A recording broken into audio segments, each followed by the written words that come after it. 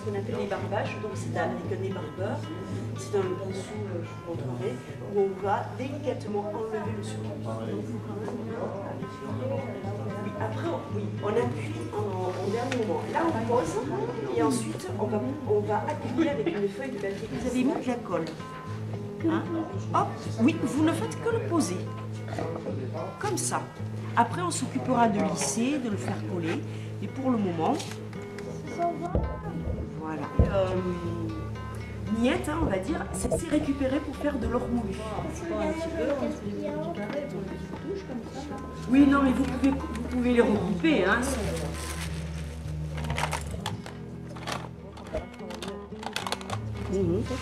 Là, bon, nous on travaille depuis 2 ans à peu près dans le cadre des archives départementales de l'Hérault.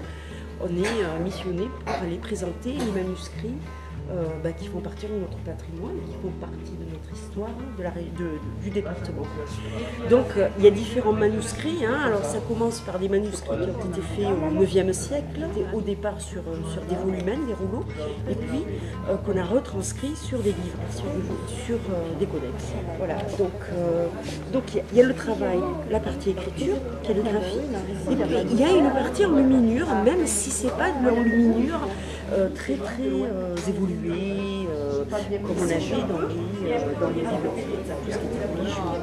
Mais avec des petits moyens, on est arrivé à faire ce type de manuscrit. C'est qu'on retrouve les couleurs de la région qu'on trouvait dans notre région. Les rouges, par exemple, qui étaient le carmen de Cocheny, hein, un petit insecte qui parasite le chêne de Kirmès, qu'on a dans nos garrigues. Et puis on trouve tout ce qui est les terres, les ocres, hein, qui oxydent par la suite pour les couleurs. Donc on fait ça un peu avec les moyens du bord. Ça veut dire qu'on ne fait pas de l'enluminure pour glorifier le manuscrit, mais parce que ça va être ornemental. Voilà. Et c'est intéressant parce que donc on a ces traces-là sur des documents qui sont quand même à l'origine, entre parenthèses, des documents administratifs. Hein, puisque ce sont des cartulaires, donc des recueils de chartes, ou alors des compois. Le compois est l'ancêtre du cadastre. Hein, le cadastre, c'est quelque chose qui est dessiné donc avec un plan. Mais à partir du 14e jusqu'au 16e siècle, le compois, c'est décrit. Ce sont des descriptions pour dire qu'un tel a un terrain. Voilà, c'est tout ce qu'on a. Il y a un chêne, il y a une rivière. Voilà. Donc c'est pour ça que c'est difficile de retrouver les jeudis. Hein, voilà. Et puis bon, c'est vrai que sur Montpellier, on a les archives municipales qui sont très riches en manuscrits, même si moi j'ai un coup de cœur pour cela, et c'est très simple, mais à la fois ça part d'un bon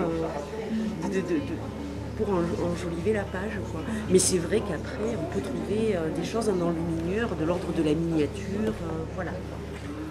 J'essaie d'utiliser les pigments naturels qu'on faisait à cette époque-là, c'est-à-dire les verts soit avec des plantes, soit comme la malachite, mais aussi le bleu comme le lapis lazuli, le rouge, bon, avec tout ce qui est Cocheny, on en parlait tout à l'heure.